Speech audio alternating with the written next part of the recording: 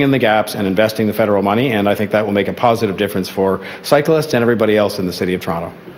How can you support a program that in the afternoon and morning rush hours, increasing travel times up anywhere from 20, I think it's 36%, depending on which direction and at what time?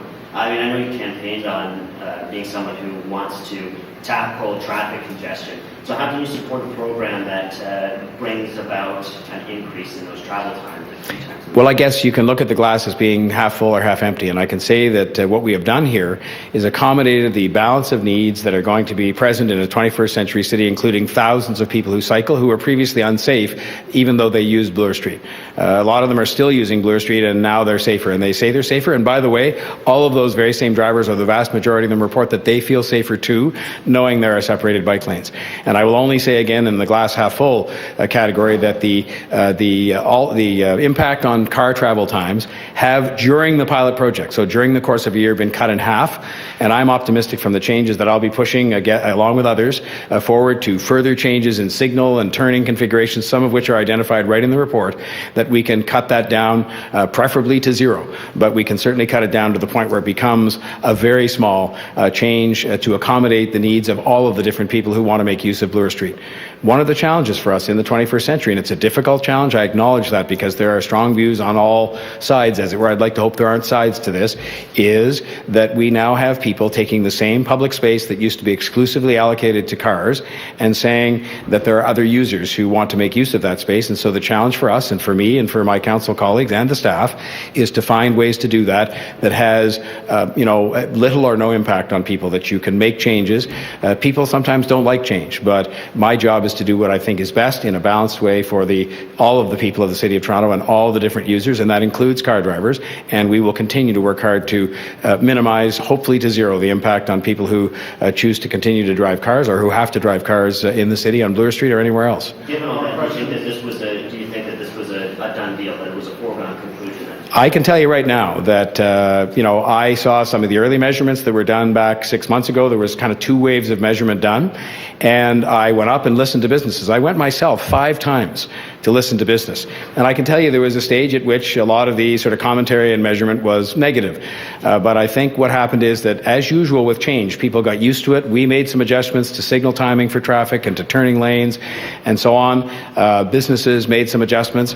We made some adjustments to help them with their deliveries and whatnot, and things turned much more positive. So it was never a done deal as far as I was concerned. There was the most rigorous measurement, you've seen the staff say that, we've ever done.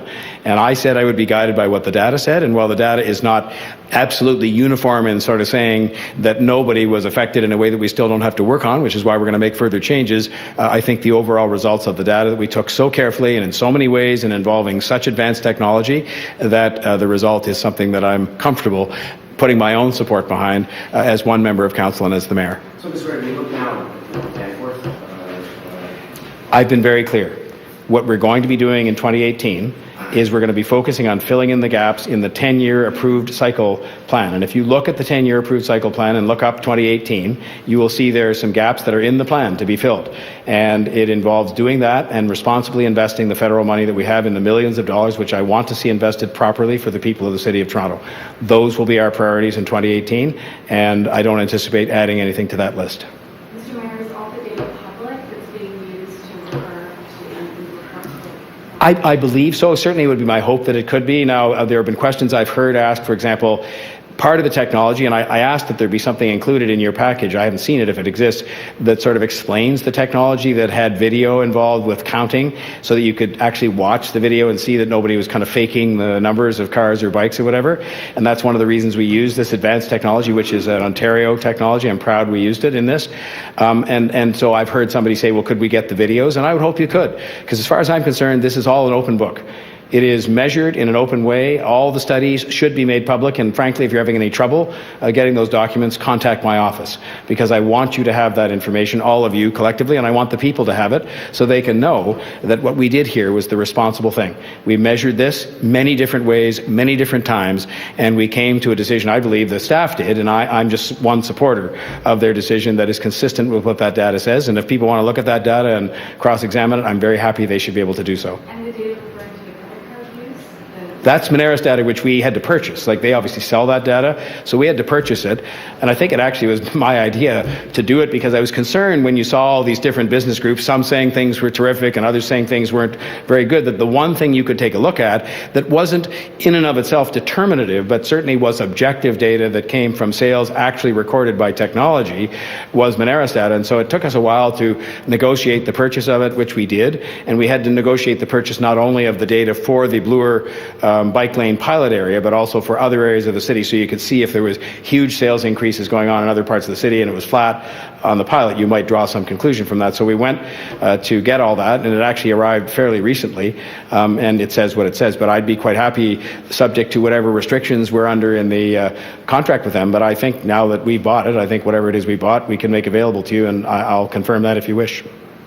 One more? Anybody else? Yes, James? 1010 did some polling that suggests that 6 out of 10 people who live in this city feel like their money is not being spent responsibly at City Hall. So I wanted to know from you, how do you turn the corner on that, and how do you make sure that they're... It's a day-by-day task, and one of the ones that I take most seriously. Part of the reason why I'm engaged in such a big push to modernize the city so that we do away with people that are endlessly standing with pens and clipboards and instead move to ways of collecting information, registering people for programs and so on, can be in a modern way that is not only more convenient for people but more efficient for them in their time. Part of the reason why I've been so focused on the modernization of the police service is because this is going to stop one of the biggest areas of growth in the city budget every year, and we successfully did that last year, and I fully anticipate we'll do it again this year. We have to do that with the cooperation, obviously, of the police service. But again, I am the mayor, so of course I'm going to point out to you on the sort of glass half full and glass half empty that I understand the poll said that back in 2009, I think it was, 13% of people in the city, 13, thought their tax dollars were being wisely put to work at City Hall, and that number has risen today to 43. And so while I can assure you I'll be trying to push it in next year, and if I'm given further time in the years to come, much higher than that, so that it's 60% of people who think their money is being well used and well invested, it's a work in progress, and it's one that I take very seriously because this is people's money they work very hard to earn. Everyone, I'm Mike Layton. This is my colleague, Councillor Joe Cressy from Ward 20. Thank you very much for being here today. Well, we have our staff report on the bike lane pilot project, which has been published this morning, and the data is clear. Bike lanes on Bloor work.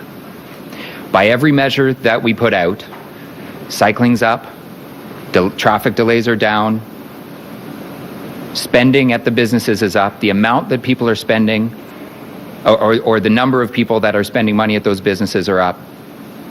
And what we've seen is that over 90% of the people shopping on Bloor are getting there by walking, they're getting there by public transit, and they're getting there by their bikes. When we look at safety, probably the most important measure of this project, what we see is that people not only feel safer, and that goes for cyclists, for drivers, and for pedestrians, but when we look at the data on near misses from the video surveillance that was done, the safety is real. The near misses between cars are down, between cars and bikes are down, and between cars and pedestrians are down. Bike lanes on Bloor work. Now, both of us grew up in the neighborhood cycling on Bloor.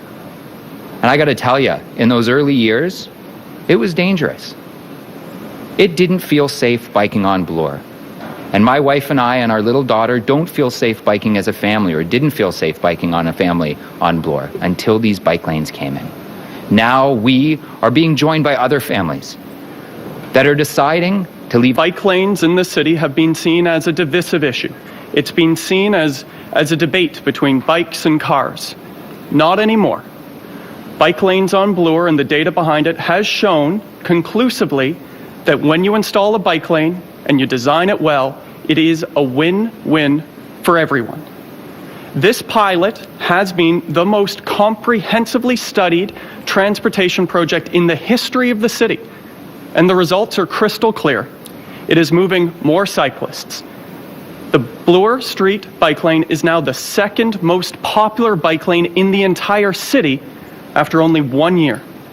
It is safer for everybody.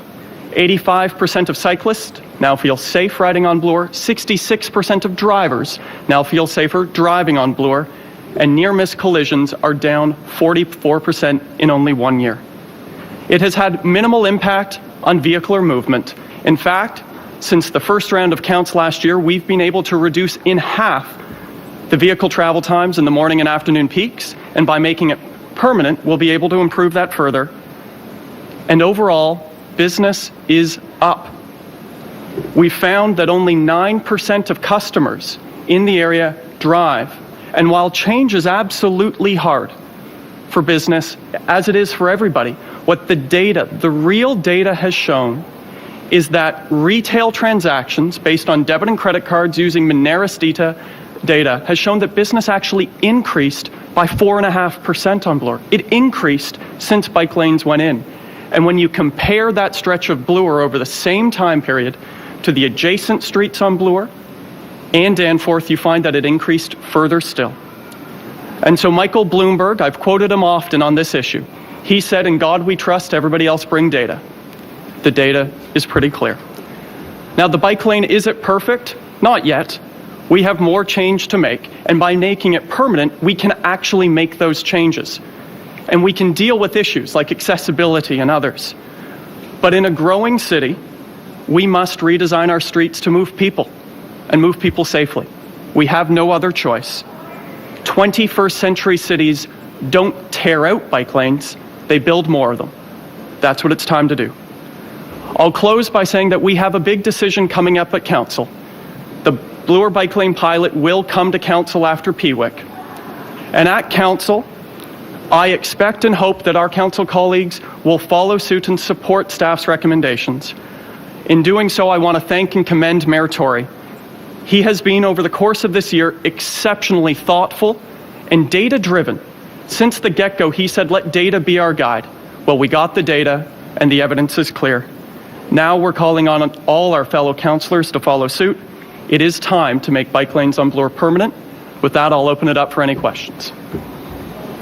Councillor, what does this mean for, not just for Bloor, I guess, but for other potential bike lane projects? The report mentions that the council should consider extending. Is that the next step? And how, assuming it does get approved, how soon after that do you think that you could work with bike lanes? Well, I don't think you cannot underestimate the significance of making bike lanes on Bloor permanent.